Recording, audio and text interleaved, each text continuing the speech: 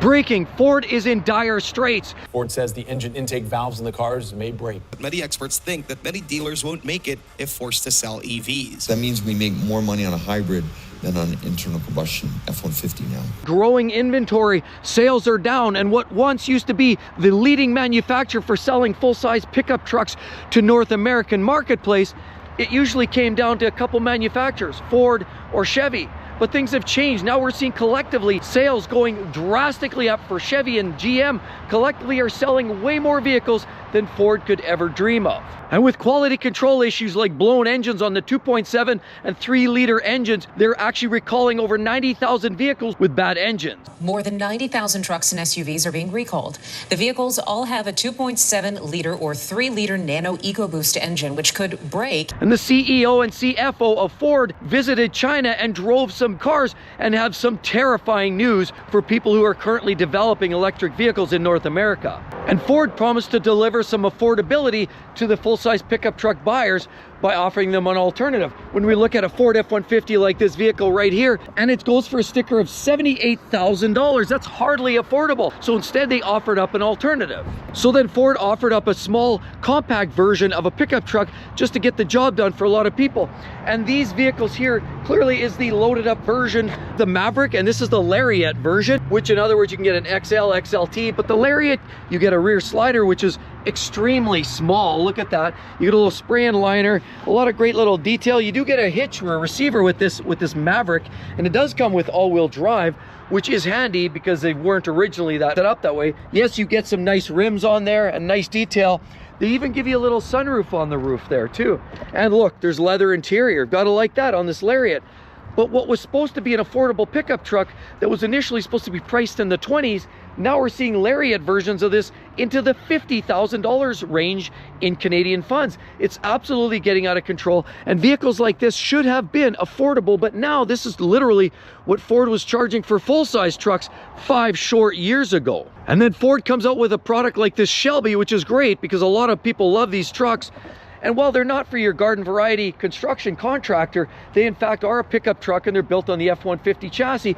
But this hopped up version of the Shelby is actually costing you close to $200,000 Canadian. But pricing is only one thing that's damaging Ford and these dealers. The other issue is some of the quality control challenges. These small Bronco Sports that we're looking at right here, as well as the Escapes, sharing a lot of the same engines and the drivetrains and the 1.5s, and they actually have fuel injector issues which were held to account to have the rectified by NHTSA. That's right, National Highway Transportation Safety Administration said you have to fix it, because initially Ford said, oh, we'll patch it for you. We'll put in a little sensor, we'll watch for leaks, we'll watch for pressure drop, and we'll shut off the fuel pump in the event of a fuel leak. That doesn't sound very effective, does it? When the plan was to drop the fuel on the ground, allegedly, and then just monitor for pressure drop, and then shut it off while you're driving down the freeway, didn't seem like a good solution. Ford also had this recent recall with these F-150s that were downshifting to first gear while you're driving down the freeway, allegedly because of some transmission wiring problems, and the pinout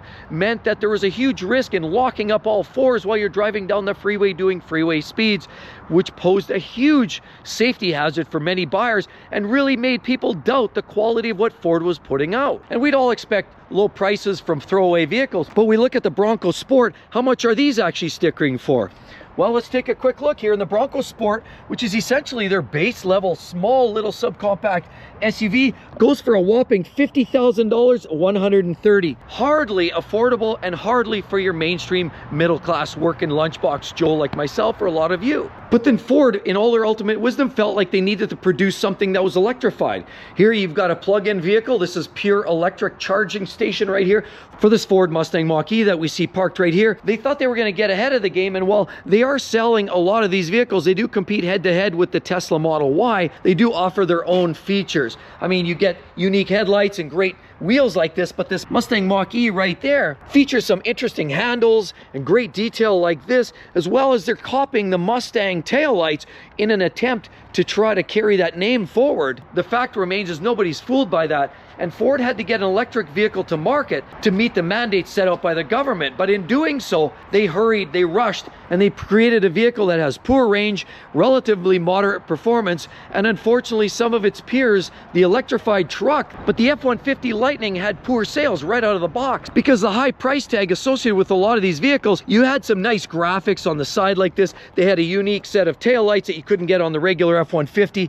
Definitely was a unique look, and it definitely resembled the F-150, and in most cases it was more or less the same vehicle, but they put their own branding on it. This one here doesn't come, of course, with a slider, no spray and liner. You do get basic handles. This clearly is a very basic version of the F-150 Lightning, as you see with the blue decals right there and the black wheels. The very interesting front end gives this away, and it's quite clear this is the Lightning. But the Lightnings were not selling because the range was extremely poor, the prices were really high, and customers were just tepid in terms of overall buying these. They weren't interested in the electrified market in North America, and so sales toileted on the Lightning as they did on the Mustang Mach-E. The CEO Jim Farley, as well as the CFO Lawler, decided to take a trip down to China and look at what the Chinese were doing, how they were manufacturing their vehicles, and as well, how did they drive? What was the overall response? What was the quality control like? And how would they stack up against the North American products, for example, built by Ford? Ford wanted to get the inside scoop, and they thought they would try it out, take it for a drive, take a look around, and they were surprised. We'll get to the electrified part in a second. There's another recall fresh off the batch. A lot of the Ford F-150s like these vehicles, but 21 and 22 model years specifically, as well as the Ford Broncos, the full-size Broncos like these, and several other models that carry the 2.7 and 3-liter V6 engines. The EcoBoost engines have found to be very problematic. That's right, there's about 91,000 recalls for the possibility of the engines catastrophically failing in one of these brand new vehicles. And a lot of people had high expectations, as I would. If you're spending the kind of money you do on a lot of these vehicles, you shouldn't be sustaining those kind of failures and problems. You would think the quality control department, the engineering and the design would flush those problems out. But we're looking at a brand new Bronco here. This is the Wildtrak Sasquatch edition. Of course, you get the military grade wheels. I definitely like the looks of these vehicles. And I'm not gonna lie, I love the grille of this Bronco. Looks beautiful. The headlights, of course, you get this beautiful handle here to grip onto or tie down some equipment. It has a real beefy looking hood on there, and it has some really interesting detail. Look at these powerful looking mirrors that fold away by manually. Of course, you cycle around, you get Bronco right there on the glass, which is quite interesting. And of course, you get these big beefy step guards right there, very sturdy. And naturally, you get the hard roof, which means it's very durable and sturdy for this type of weather conditions. But how much are people paying, and are they happy? Do you think customers are happy hearing that there's a recall on their brand new Broncos? Well, let's take a look. We have a Bronco Sasquatch, as I already mentioned, and this one's $91,000, 91 grand and change. I have no words. I literally have no words. How much do we have to pay? This is getting out of hand, and customers are feeling that they're insult to injury, paying all this money for these brand new vehicles, and yet having the quality control challenges that Ford's putting out. That's right, the 2.7 and 3-liter V6 engines now are being recalled in the Broncos, the F-150s, and several other models for an issue with the intake valves in the engine that they could crack, split, and then the heads fall into the combustion chamber, resulting in a catastrophic failure. Of course, naturally, you get a piston running into a loose valve head in there, it's going to wipe out the entire engine, and that could be as much as a $15,000, $20,000, $25,000 repair if you actually sustain that issue.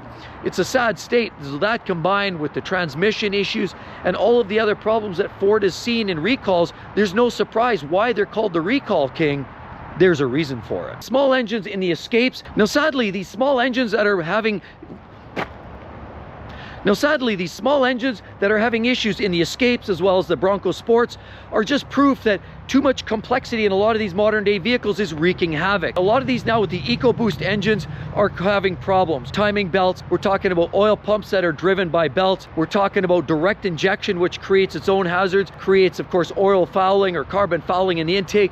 It also has variable valve timing, and throw turbocharging into the mix for a little extra heat under the hood just means that it runs great, runs fast, runs powerful, and it's very efficient. And drive it hard and you watch how quickly that engine will buckle, and it's proof already that Ford is starting to see the writing on the wall with some major catastrophic failures, engine failures, fuel injector failures, you name it. Ford's got it, and that's a sad state, and customers are seeing it. And the more of these nasty recalls that Ford's putting out there, from the bad fuel injectors to the transmission shutting down to engine issues, dropping valves, and the list goes on, fire hazards, you name it.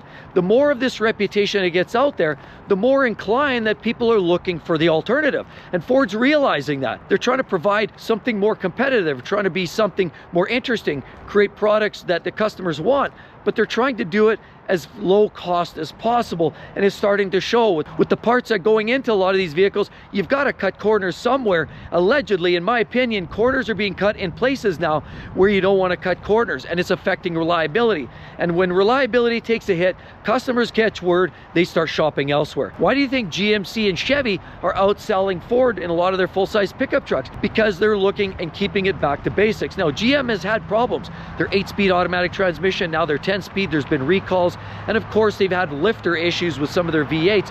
The point is, V8 engines, that's what a lot of pickup truck buyers want. And we know it was very unpopular going with the EcoBoost Turbo 6 when they first came out. And after a few years, a lot of people grown and warmed up to it. But here we go again. The writing's on the wall, and we're seeing the same old song and dance. $112,000 for this Raptor right here. That's a clear indication that they're building products that are not for the middle class American Canadian buyers.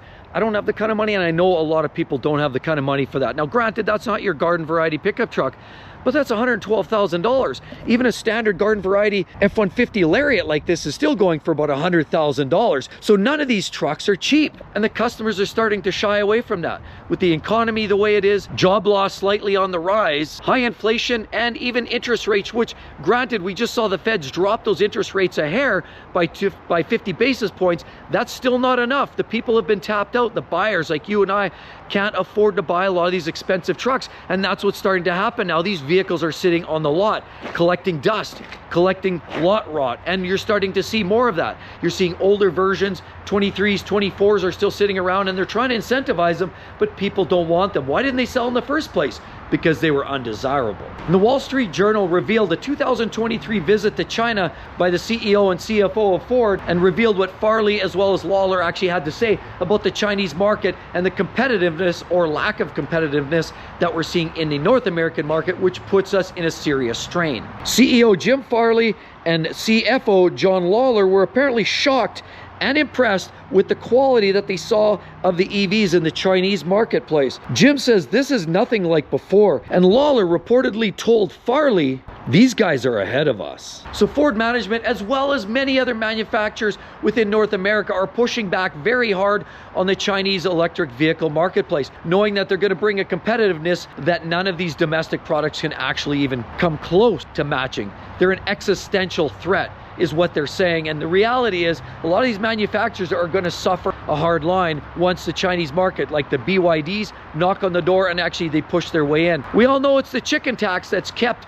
a lot of these manufacturers, the big three, Ford, GM, as well as Dodge, kept them in the mix for as long as they have, because a lot of the import market has been creating better products, more competitive products for a lot better money, and that's what's held brands like Ford in business for so long. So now Ford, with mild sales, they're building inventory, people are looking elsewhere, and they're often looking at GM and Chevy. It begs the question, how long can Ford hold on?